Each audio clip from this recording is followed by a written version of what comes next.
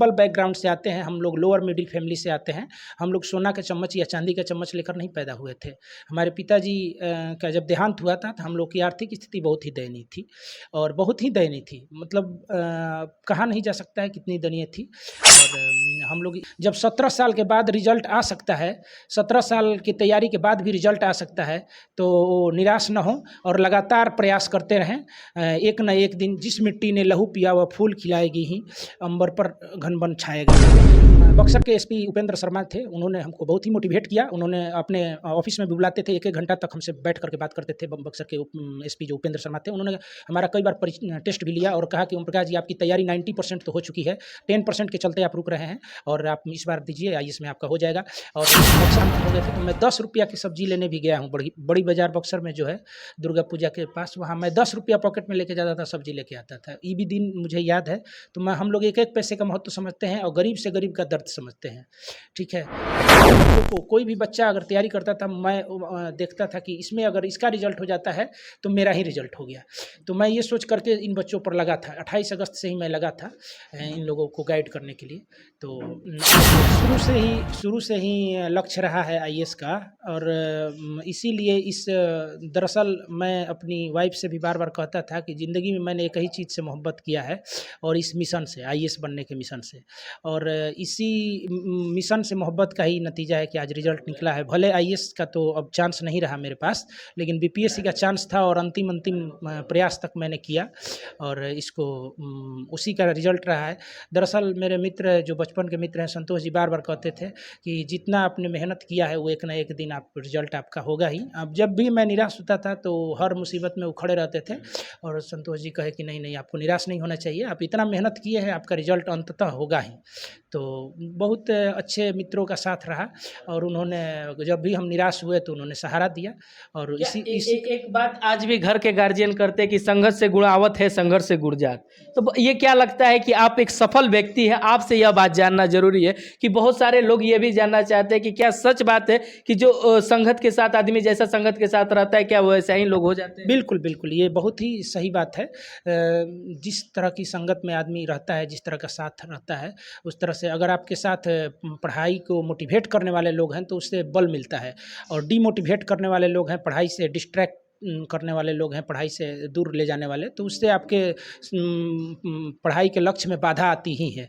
तो हमारा सौभाग्य रहा इस मामले में कि हमारे साथ कुछ ऐसे मित्र थे जो कि विपरीत परिस्थितियों में मेरे लिए सहारा बन के खड़े रहे। जब भी मैं निराश होता था और जब भी लगता था कि अब तो ज़िंदगी समाप्त हो गई, मेरा लक्ष्य ही बन गया था, उन्होंने कहा कि नहीं, जब IAS का मेरा अटेम्प्ट ख़त्म हो गया और इंटरव्यू में भी नहीं हुआ, तब मुझे लगा कि बस गंगा जी में कूद ही जाना चाहिए। लेकिन मेरे मित्र थे संतोष जी, उन्होंने कहा कि ज़िंदगी बहुत बड़ी है और अगर आप इसमें नहीं हुए तो आपको कम से कम BPSC में देना चाहिए। ये जो सोच आप बता रहे थे कि हम अपने खुद को अपना जान देने के लिए तैयार हो गए थे, क्या शादी से पहले ये बात मन में आया था कि शादी करने के बाद? ये शादी से पहले की बात है। 2012 में मैंने IAS का अटेम्प्ट दिया था। उस समय हमको लगा था कि IAS का अटेम्प्ट ख़त्म हो गया, इंटरव्यू में भी नहीं हुआ। मेरे साथी सोमेश मिश्रा IAS बन गए, हमारे साथ ही उन्होंने इंटरव्यू दिया था और वो प्रॉपर DM हैं। और हमारे यहीं एक साथी, 2 साथी, एहसान अहमद SDM हैं और एक करिश्मा भी SDM है। हमारे कई मित्र DM, SDM, IRTS और असिस्टेंट कमिश्नर हैं अभी भी, सभी साथ के पढ़ने वाले। तो उस समय लगा कि अब ज़िंदगी ख़त्म हो गई है, अब ऐसा जीवन जीने का क्या फ़ायदा है। लेकिन हमारे मित्रों का संबल रहा। उस समय तो मेरी शादी भी नहीं हुई थी और उन्होंने कहा कि नहीं, आपका जीवन बहुत बड़ा है, एक IAS के मिशन नहीं मिला तो आप बहुत, आपके अंदर टैलेंट है, आप तो किसी भी फील्ड में जाएंगे, आप पॉलिटिक्स में जाएंगे, आप शिक्षा के क्षेत्र में जाएंगे, आप किसी भी क्षेत्र में जाएंगे तो आपके पास जो नॉलेज है उस बहुत उसका काम देश को और दुनिया को काम है, आप इसमें उतरिए। और उन्हीं का सहयोग समर्थन रहा कि हमने बच्चों को गाइड करने के लिए एक सरस्वती क्लासेस कोचिंग भी खोली इस साल 28 अगस्त को मैंने कोचिंग का उद्घाटन किया कि जो नॉलेज हम लोगों ने इस तैयारी के दौरान ग्रहण किया है और जो 7-8 इंटरव्यू हमने दिया है और इतने जो मेंस की परीक्षाएं दी है, उसका अनुभव हम बच्चों के बीच में बांटेंगे। हमारा सिलेक्शन नहीं हुआ तो कम से कम इन बच्चों को तो बताएंगे कि इस दौरान जो हमने अनुभव अर्जित किया है, जो PT मेंस रिजल्ट निकाला है या इंटरव्यू तक पहुँचे हैं, बच्चों को, बक्सर के बच्चों को, कोई भी बच्चा अगर तैयारी करता था, मैं देखता था कि इसमें अगर इसका रिजल्ट हो जाता है तो मेरा ही रिजल्ट हो गया। तो मैं ये सोच करके इन बच्चों पर लगा था। 28 अगस्त से ही मैं लगा था इन लोगों को गाइड करने के लिए। तो आज रिजल्ट आया है, माँ सरस्वती की कृपा है कि उन्होंने इस जो आज बच्चे तैयारी कर रहे हैं बीपीएससी का, यूपीएससी का, ये बच्चों के लिए क्या संदेश? जो भी बच्चे बीपीएससी और यूपीएससी की तैयारी कर रहे हैं उनके लिए यही संदेश है कि वो अनवरत प्रयास जारी रखें और किसी भी असफलता से हताश नहीं हो। जब 17 साल के बाद रिजल्ट आ सकता है, 17 साल की तैयारी के बाद भी रिजल्ट आ सकता है, तो निराश न हो और लगातार प्रयास करते रहें। एक न एक दिन जिस मिट्टी ने लहू पिया वह फूल खिलाएगी ही, अंबर पर घन बन छाएगा ही।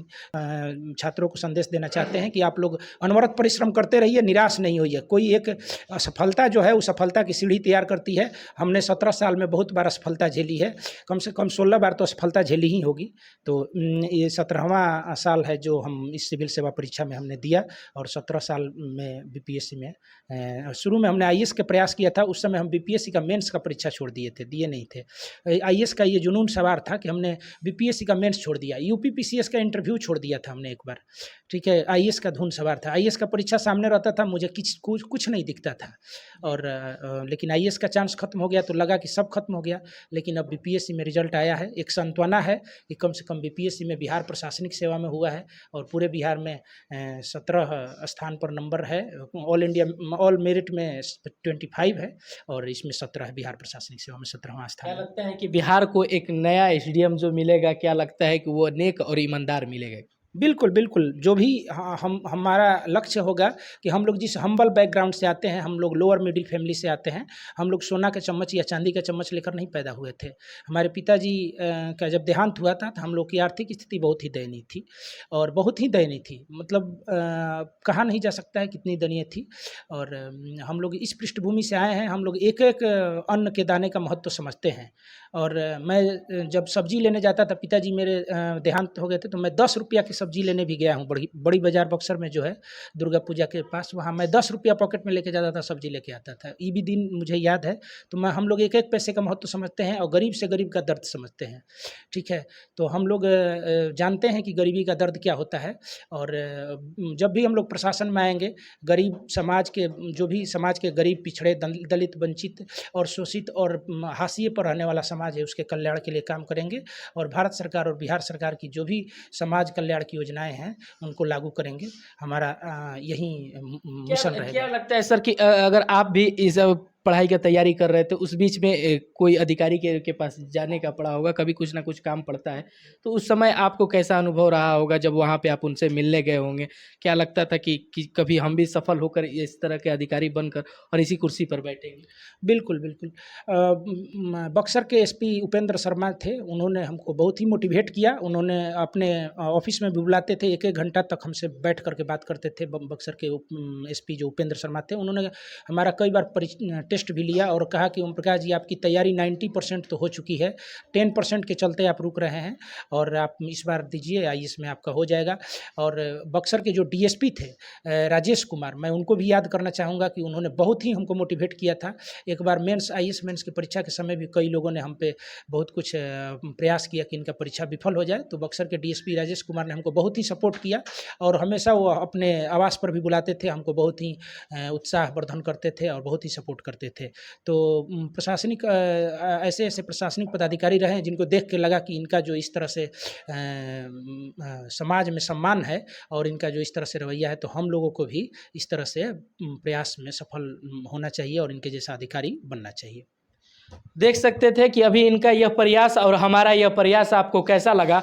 एक बार अगर जो लोग असफल हो जाते हैं कि कहते हैं कि अब लगता है कि हमारा असफलता यहीं से स्टार्ट होता है, पर कहीं ना कहीं असफलता के पीछे ही सफलता होता है। देख सकते हैं कि 17 सालों के संघर्ष के बावजूद भी आज 2023 में इनका रिजल्ट निकला और डायरेक्ट एसडीएम पद पे चयनित हुए हैं और आगे चलकर हमारे बिहार को और हमारे बक्सर पे नाज होगा कि ये आगे चलकर हमारे बक्सर के लिए और हमारे बिहार के लिए एक अच्छा काम करेंगे और एक अच्छा अधिकारी बनेंगे।